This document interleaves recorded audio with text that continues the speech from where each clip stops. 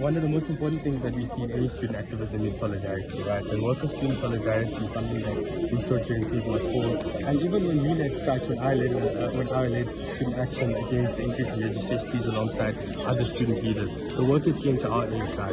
And so what we see today is that we have an institution that continues to display arrogance in the face of workers and students. And so even as we speak, right, I'm going to speak about a number of student issues, including the registration fee, which is still, I mean, the fact of the matter is that students simply cannot afford to attend the University of Pretoria. They're academically deserving, they have more than enough capacity to attend an institution like this, but they simply cannot afford it, and the university refuses to listen to us.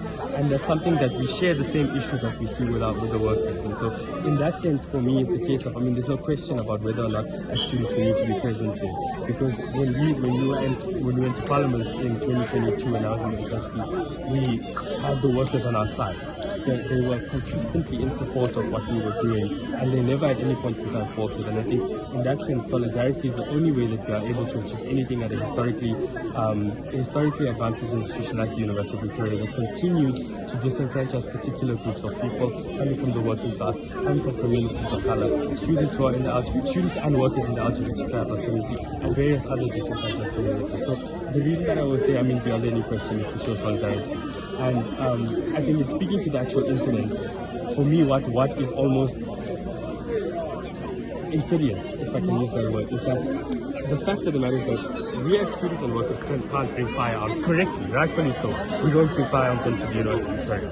Yesterday, SAPS brought firearms onto campus, only with the knowledge of the University of Pretoria Security Services. So not only is security services not protecting workers and students of the university on campus, they are actively participating in the harm that is happening towards these people. SAPS yesterday opened fire indiscriminately. There were students who were standing around, not part of the protest, and they were also being shot at. And for me, that's, I mean, there's no question about it that what is the University of Pretoria protecting? And it's very clear. It's not protecting students, it's not protecting workers, it's protecting property. Because that is what they cared about. They cared about trying to ensure that we can protect our property, we can look after the facilities, while students and workers are running away. There was a single flashbang, I think it was a stun grenade or flashbang, I'm not sure, right? I don't know weapons very well. And that was enough to disperse the crowd, and yet SAP still opened fire with rubber bullets. Everyone ran. I was in the crowd, yes, but everybody ran away and they still opened fire. And for me, that's, I mean, security, UP security did nothing but stand alongside SAPS, and even after that, they continued to walk around with SAPS looking for people.